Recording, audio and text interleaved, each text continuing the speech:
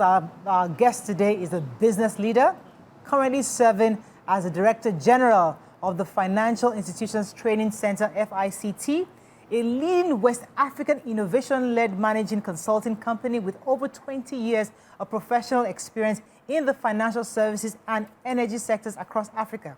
She has also served as Executive Council of Africa's most impactful women empowerment institutions, as WIMBIZ, the Women in Management and Business, a non-profit organization that seeks to empower women through capacity and advocacy programs. And with several remarkable achievements, she has won her several awards with us. Welcome with us in this studio, Mrs. Chizor Malize. Welcome to the show.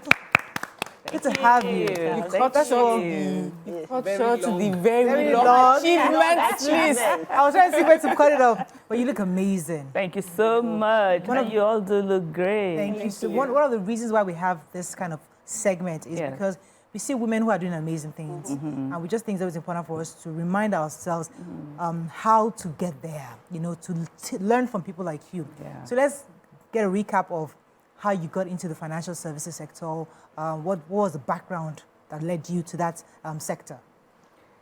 All right. Thank you very much. I'm very delighted to be here amongst very exciting, intelligent, vibrant ladies who keep us busy all morning, and we're all glued to the things that you do, and I'm glad to be here. All right. How did I get into finance? I've got a master's degree in marketing. My MBA is with specialty in marketing, and I started out to work in financial service sector with Value Card. Some have heard about it, some parents used it, some know that today there is nothing we can do without a card. But that was the foundation in Nigeria of card payments. And so in marketing, I was one of the people who led the transition and transformation from cash to card, ensuring that merchants accept those cards in their stores and that cardholders accept to use the card over and against cash. And the extensive work changed the scene in Nigeria around the entire country, where we eradicated to an extent the mindset of cash. And then from there, I went into banking, and I'm delighted to have worked in some of the best brands in banking. I remember very well that the first international work that I did in financial services and banking was joining the very innovative team that set up Standard Trust Bank in Accra in 2003. And then people thought, why are you leaving Nigeria to come to Accra? There's plenty to do in Nigeria. Today, that's what has metamorphosed into the UBA we know today, and that's 24 branches across the continent. And of course, I worked extensively in Access Bank. And that was also another very transformative work in financial service sector, because I joined Access Bank where it was just moving from being a regional bank, which served only the old states of those days, like Southwest, transforming it into a national bank across the whole of Nigeria. And I was also I led part of the transition of Access Bank across 8 African countries, as well as the United Kingdom. As in, you are a powerful woman. You have worked in you've worked across multiple industries. Like you've taken this thing called corporate world. You have it under your foot, and it's just so interesting and admirable to see. But I know that what most women hear about the corporate world is, oh, this place is a man's world. Oh, the men support the men, and the women have to struggle to thrive in those places. And I'd like to hear some of the challenges and how you were able to navigate, especially as a younger woman dealing with those things. So there is absolutely no sector, no enterprise, no platform that doesn't have its own challenges. Exactly. And I think that the biggest of the challenge that I faced early in my career was having to run a home as a mother, having to deliver corporate in terms of my goals, and then also remaining balanced enough to raise young persons who are within my team, because I need every single person to grow. But I am always focused on results. I'm always focused on the problems we need to solve much more than the challenges. Medicine's got challenges, engineering's got challenges, aerospace engineering's got challenges. There is not a pilot in the world who would not face challenges. Yeah. And so whatever sector that you find yourself, when you focus on the growth and impact that you are there to make, and align yourself to the vision of the organization, and then work with the leaders and the founders of the organization, you will make remarkable impact. And it's all about fashioning what works and what does not work. And so most important is have a vision as an individual. So your vision as an individual is not determined whether you're a man or a woman. So I primarily do not see any limitation at all in all of my life. So I never think I'm a woman, they are men, they will be more successful. No, I think this is the goal we must be able to surmount and lead my team to be able to surmount goals and not think about gender. Yeah. So, so I can see that you've walked the talk based on your educational background. I see the type of elite schools you've been to. So can we talk more on your educational background, why you made the choices of the schools you went to, the courses that you studied, and how it has impacted, how it has impacted what you've done so far? Thank you very much for that. I would talk a lot about even the very recent one that are even far more deliberate and intentional. Yeah. So I run a Chief Executive Education program at the Yale in Connecticut, United States of America. And that was because I had been CEO 10 years before FITC, because I founded a consulting firm where I did tremendous work across sectors, across industries, energy sector, banking, government, public sector, private sector, all inclusive. And so at this pedestal, it meant that I must also elevate my play. And in running that Chief Executive Officer program with 25 CEOs from all across the world, it was very informative. It was very glaring that in today's reality, there are so many things that must be taken into consideration and we must be deliberate and intentional about. And so that was really very, very useful. I ran a leadership program at Columbia University in New York. Again, leadership is very, very transient. It's dynamic. It keeps changing. What was leadership and the goals and the challenges of leadership 10 years ago is not the same today. So we are today in the VUCA world, and COVID has told us that. So you are leading people who are knowledgeable to start with, because technology has put knowledge at the hands of everybody. So even if you work with young people, you can ask a question. They may not know it deeply, but they may ask Google, they may ask ChatGPT, and they have all the answers that you require. But they may not know how to apply it, but they are not coming zero. And that's the most important thing. That's one. Second, people are more inspired by so many of their own personal goals today than our parents who wanted to build homes and buy cars and send their children to great schools. Today, inspiration is about what young people want to do for themselves. And so you can't lead people who have clarity about where they're going without understanding what is important to them, so that you are able to align your vision and their goals together so that you can go together. Oh, wow. Wow, ma'am. Definitely. Yeah, Right, I think we clap. yes. Well, yes. Okay, but for me, I always ask the question, of the women we love, like what their family background was like, and what in their upbringing, sort of formed them to be the sort of persons that they are today. Like with you especially, you're so clear from what you say now, but I'm sure this is a mindset that you've had from when you were even much younger. Who in your life helped create this mindset, or what circumstances, while growing up, helped to build the person you are today? Who in my life is my mother. But I can't talk about my mother without talking about my father, so I'm going to talk about both. And I always love to start with my father. I was raised by a military man, but when I say military, he was on the Navy. My dad retired as a naval officer and did great work for Nigeria and did great work for the nation. And so for him, everything is about white, and that's quality, excellence, and discipline. It takes quality to achieve white. It takes excellence to remain white, and it takes discipline to remain white. So for him, it's all about clean, crisp delivery. The first gift that he gave to me in life was a book called The Power of Positive Thinking. Oh my, everyone should read that book. Still relevant up until today. Yes. Even in my head as a child till today, I see that book every single day in my dream. The back cover at that time was pure red with a man's head with all of his brains and everything he's thinking about. Yes. Such a powerful book, but it simply tells you to, understand who you are, think positively, work your mindset, and you'll be anything that you want to be. Then when I speak about my mother, I speak with so much passion. A school teacher who had a million other things that she's doing that I never know how she used to do it, but she excelled in all of them. One was teaching every single one of us, because even when you're back from school, no matter what the lesson teacher is and how great they are, she was my best teacher. I learned mathematics and the best of the formula from her. Wow. But she will pull you to the table and she will methodically teach you everything because she wants you to be the best. Wow. But she didn't stop at that. She was also an entrepreneur. My mom was distributor for all of the brands that you can think about. So I grew up amongst brands, Cadbury products, Coca-Cola products, Nigerian Bottling Company products. Being And distributed. absolutely, and she put everyone in her business. And when I say that, I mean it, because she will tell you that, oh, this week, you're my finance manager. You must make sure that the books clock, that balance. And you think she's joking.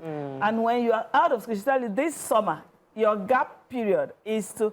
I didn't realize that she was teaching me enterprise. But I was super passionate doing all of this because she made it seem like, you know what, it's the way to live. And then my mom was the best leader that I can think about. In church, she was a community leader. There is no priest that wouldn't consult my mom for any decision with the laity. And then you would think that, are you the priest or he's the priest? And because I was born and raised Catholic, all of the priests and every missionary around her were all white. And so you're wondering why they are all taking all of this advice from her. But she felt that the belief in her ability to convince people and move people to where they want to go. Love it. And so one of the things they did along that period was to send her to Rome. The Catholic Church does not believe in abortion. So the Catholic Church believes in pro-life. Yes. So they would rather teach you to select the sex of your child and select the number so that you are not needing to do an abortion. Yes. And so my mother was one of the first from out of Nigeria that learned the program called the Billings Method, working under the founders, Professor and Professor Mrs. Billings, for a whole 3 months. So by the time she came back to Nigeria, you would not find my mom except you go to St. Dominic's Catholic Church, Sacred Tata Papa, and the Church of Assumption Falama. So you can see how very rounded this woman is. Yes. And why I say that. If anyone taught me, she's the one.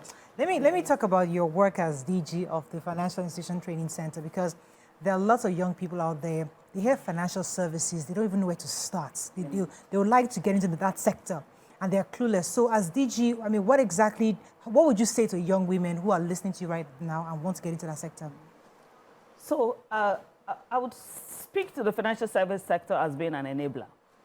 It does enable and empower every other sector. What are you without money? Exactly. Poor. But the most important thing is every sector is very realistic, is very valuable. Every sector is important. But whatever the sector that you find yourself, be focused on the things that will make you successful. One is vision. And I'm speaking to this generally because it's not just the financial service sector that is important, because even the financial service sector has got customers from everywhere. Energy, entrepreneurs. What I'm wearing, what you're wearing, people made them. And they would grow their businesses, but they would grow it by working with financial service sector. So wherever it is that you find yourself, I would love to speak about the principles that can keep you ahead and keep you a winner. And I always like to speak starting with vision. Vision means I am so certain and clear about what I want to do tomorrow and what I want to be tomorrow. And for me, I grew up understanding the need for vision. I read the first book that told me that I really am clear about where I want to be. And I'll tell you what that book is. I'll Take Manhattan by Judith Krantz. It was made into a movie, and I don't know if anyone has read that. I read that at the age of 12. And from when I read that book, set in Manhattan in New York, a young lady who was chief executive officer of a publishing company that turned around a magazine company from zero to huge, great run-up. I made up my mind I was going to be a CEO. I made up my mind I'll take Manhattan, and wherever Manhattan is in the world means whatever it is that I'm doing and I'm excelling in. Yeah. And so I was driven by all of that clarity and vision and working my life towards getting to where I want to get to. So start with vision, because that's very important. Okay, so yeah, but I'm listening to you, and the way you tell your story, it's almost perfect. And I was wondering if there were any personal challenges that that would have broken you, but you took steps to some lemon that you turned to lemon. Yeah, you turned to lemonade. Were there things like that? Or was your life just perfect? Some people have that kind of life. I'll tell you about what has broken me. It is something that everybody who is close to me knows about. And it's, again, career. And I'll tell you what that was. When I started my first job, I'll take that back. When I was going to interview my first job, if anybody knows what is Arthur Anderson, it was an Arthur Anderson. It was my perfect dream job. I was looking for blue chip, and leaving the university, I said I was definitely going to work for blue chip and nothing less than blue chip. So all my interviews was Anderson Consulting, Arthur Anderson, Unilever, every single thing that was blue chip. Anything that wasn't, I wasn't interested in. And so I had this interview. In Arthur Anderson, you have 5 levels of interviews. And all of the 5 levels of interviews, one after the other, when you fail, you drop off. And I got thrown every single one of them. And I did extremely well on that every single one of them, until the last, which is when I saw the partner. And everybody is like, oh, Chizor, if you make partner, it's just a done deal. He's just meeting you to know who you are. But that was the saddest news that I got, because I got called and said, unfortunately, we're sorry, we're not able to take you. Why? I was broken. I didn't know why. I wept for days. Like for days, I was broken and I was shattered. But I tell you what, all of the 3 jobs that I had subsequently and the people that I worked with were drawn from some of those 5 people who interviewed me. Future in my life, them in other roles, I'm sitting in front of them and I said, I know who you are. And I don't even remember them. And the first was like, don't worry. When he hired me, it took a whole 6 months to remind me that that interview, you were one of the ones I was looking to have already. All I did when I left that interview room, I asked the secretary, who is this? When she gave me the full name, I was like, Arthur Anderson? She said, yes. I was like, what is he doing here? He works here now. I was like, wow. Did you see that? So I really don't dwell on what a challenge is. Yeah. I am prepared to get up, work over it, go higher, get it done, and get greatness. And every single line of all the 3 great jobs that I did, I am not kidding you. Every one of them interviewed me for another bigger role. And they were drawn from this same set of 5. Oh, my God. Yes. Yeah. So what I'm hearing from you is that from when you were young, you were a child, you had set goals. Yeah. You had your vision. You knew who you wanted to be.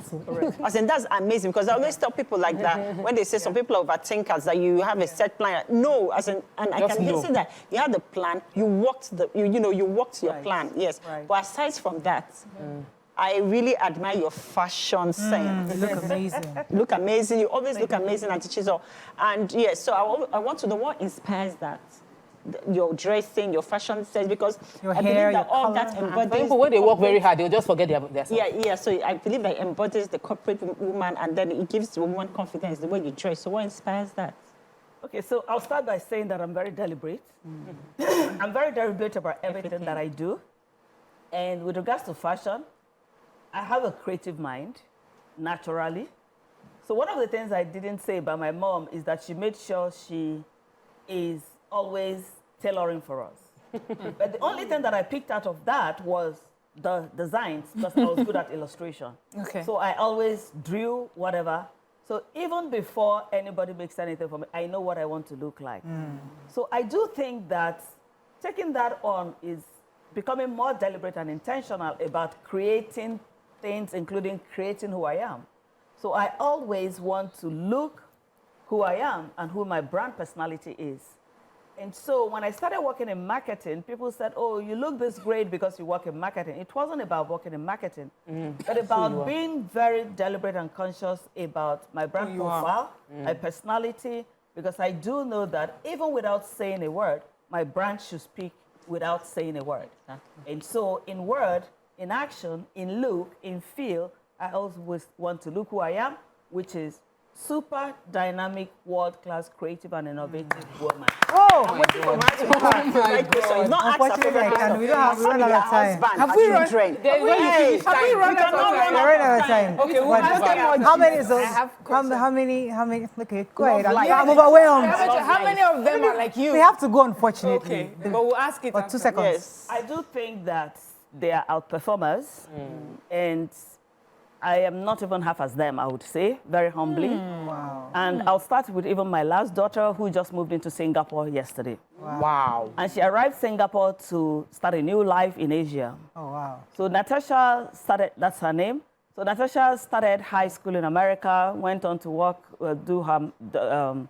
went on to do double degree of university, finance and accounts at the same time. Wow. By the time she was 25, she was already manager in PwC in Atlanta. Oh my And so now she's gone on to do her MBA in Europe and moved on to Asia.